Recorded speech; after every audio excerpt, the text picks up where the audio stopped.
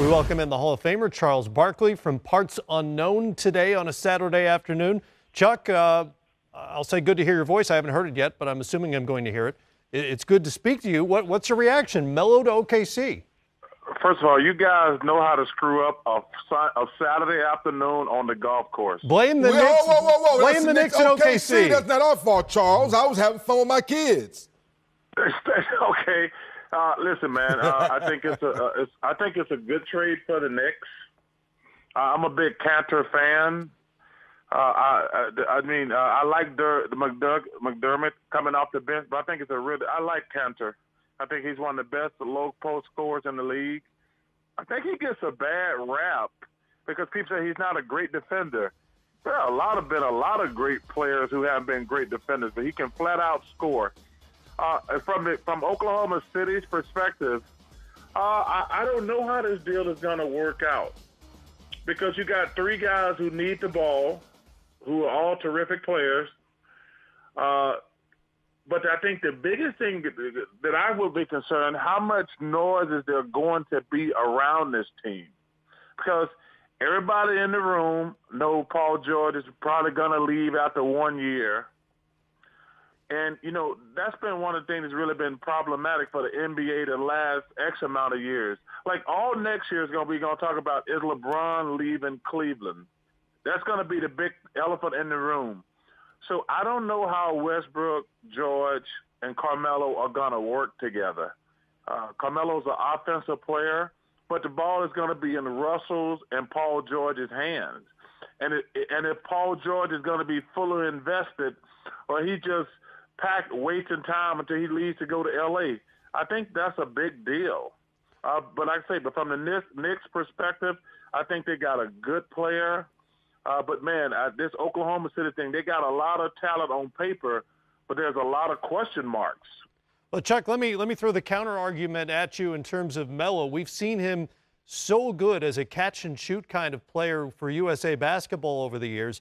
At the age of 33, at this point, obviously wanting to be on a contender, chasing a championship, don't you think he'd be more amenable to that sort of role?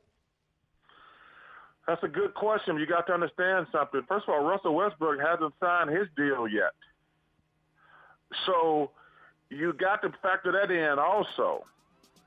I mean, I'm surprised Russell hasn't signed his deal. Like I say, the big elephant in the room is Paul George. But are they as good as the Rockets or the Warriors? I don't know the answer to that question. But I will tell you this.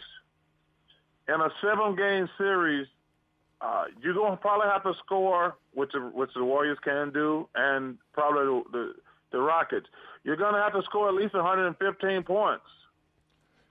Man, I just want to give a guy a compliment. Sam Presti, to me, might be the best GM in the NBA.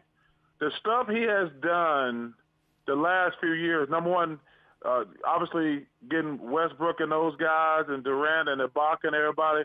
But even when he loses to Durant, he makes the situation as best as he can. Then he goes out this summer and gets Paul George. Now he gets Carmelo. Sam Presti might be the best GM because he gets really good players, and he don't give up a lot. I mean, he does a fantastic job. And, Charles, I'm going to stick with that theme. With Sam Presti going out and making all these moves, does Russell Westbrook say, you know what, I want to sign this extension now because Sam has done all the things for me to say now I can go try to win a championship? Man, I hope Russell stays there because Sam has done everything within his powers. I mean, think about it. There's not a single person who thought Paul George was going to end up there. There's not a single person who thought Carmelo was going to end up there. I take my hat off to the Oklahoma City Thunder.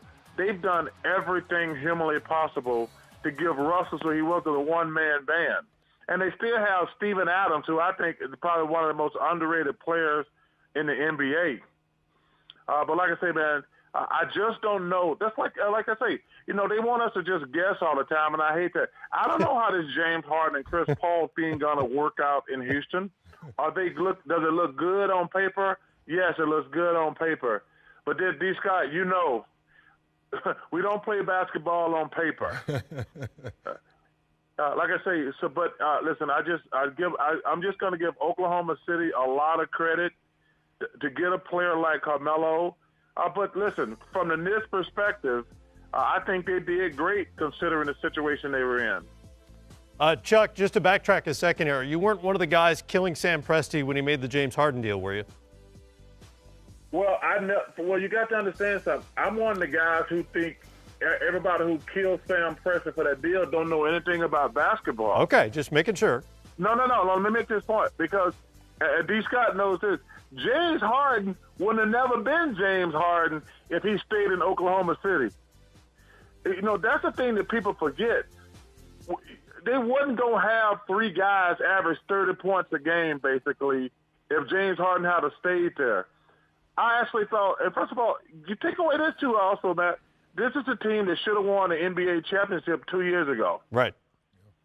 But letting James Harden go, to me, was a stroke of genius because he's a hell of a player, but he wouldn't have been a hell of a player if he had stayed in Oklahoma City because he would have never had the ball.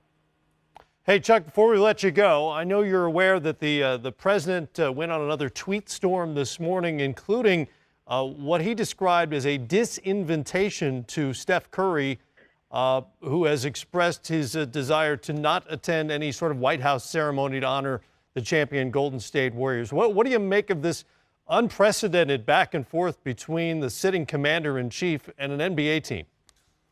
Well, I think it's unfortunate. I think it's really unfortunate. I think that it's an honor and a privilege to go to the White House, no matter who the president is. It's an honor and privilege to go to the White House. And also, I thought it would have been an opportunity for those guys to sit down and talk to the president about some of the issues and concerns they had. You know, if I got a chance to sit with the president, I'd say, you know, we're all concerned about police brutality. I'm concerned about DACA. That would have been a chance to they could have negotiated a sit down instead of just coming there and do that informal stuff where he stands there and you get your jersey and everything. But it's unfortunate, and it's just really sad, to be honest with you, because it's an honor and a privilege when guys start not going to the White House because they don't like who the president is. I think that sets a bad precedent. All right, Chuck, back to the course. You know what? Because it's something you don't hear that often. Charles Barkley for birdie. No, I wouldn't expect to hear that at all. That, Charles. Hey guys, by the way, thanks last for time, having me, guys. Chuck, before I let you go, last time I spoke to you, you were on your way to work on your health. I saw a picture of you somewhere. You look fantastic. Where are we now in terms of the weight loss?